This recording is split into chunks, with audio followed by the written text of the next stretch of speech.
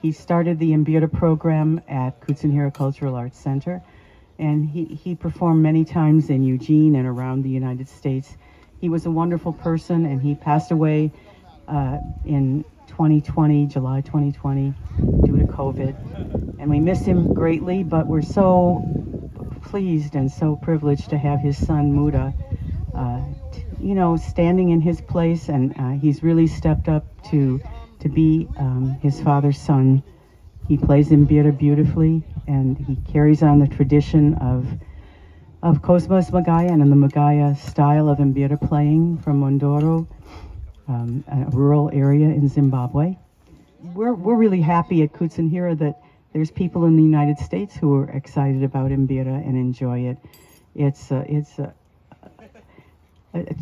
transcendental music, I would say. It's both trance and beyond that. So you'll see, it's mesmerizing music if you haven't heard it before. And we're going to have Muda, and also accompanied by some fellow gwenyambira. A gwenyambira is someone who plays the mbira well and often. Bud Cohen and Marilyn Mohr, and we have hosho by Parker Ediger, who came all the way from Portland to help us out. We always love seeing Parker. My name is Mudavanhu Magaya. In short, you can just call me Muda. Thank you guys for coming out tonight. I'm happy to be here, and let's enjoy some music together. The first song we're going to play is called Nemamsa.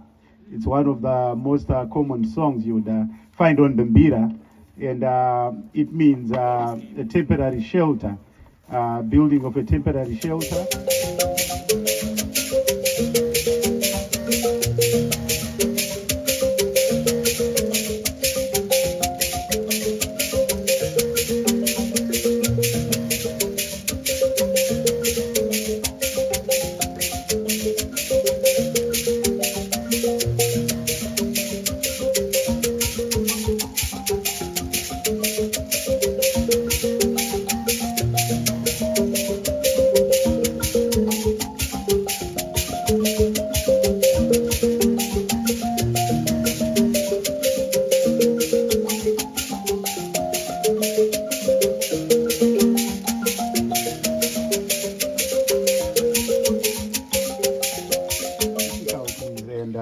They're trying to solve a problem.